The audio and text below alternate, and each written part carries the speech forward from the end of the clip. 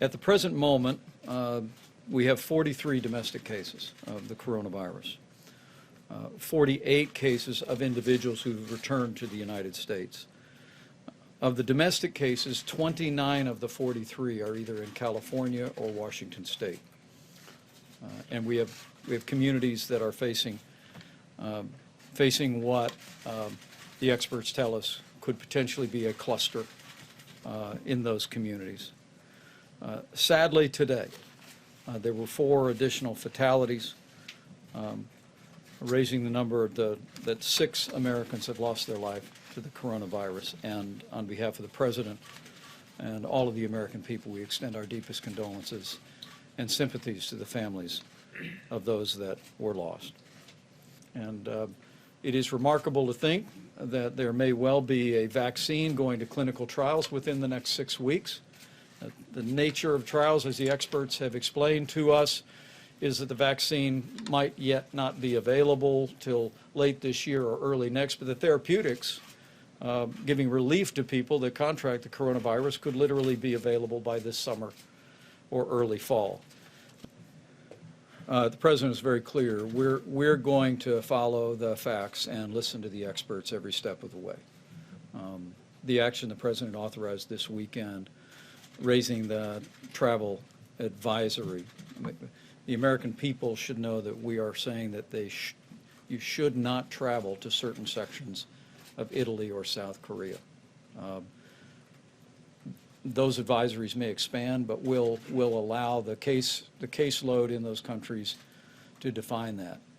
In addition to that, by establishing the screening protocol, which will be in full force and effect within the next 12 hours in both countries, will ensure that anyone traveling on a direct flight to the United States of America receives multiple screenings at all airports in Italy and South Korea.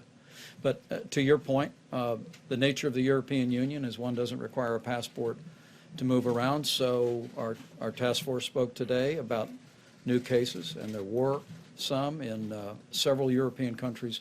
We're following that very closely, and again, we'll listen to the experts. We'll watch the cases, and I know the President will make the decisions with regard to both travel advisories or restrictions on the basis of those facts.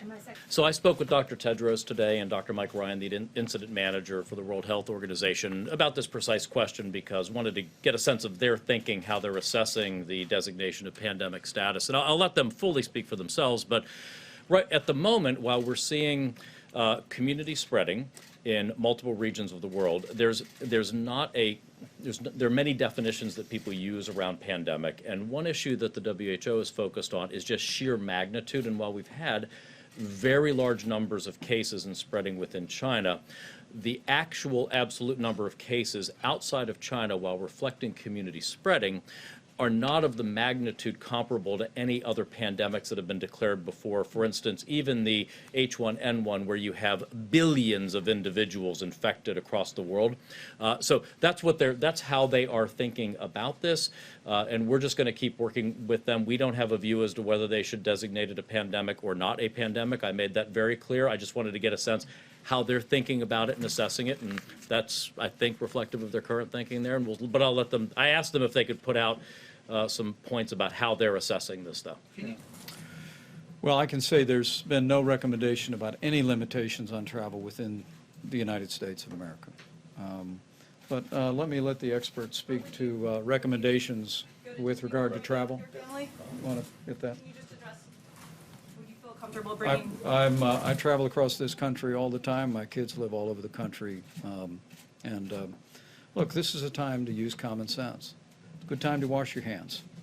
But this time of year, that's always a good decision. But as we said, the risk remains low.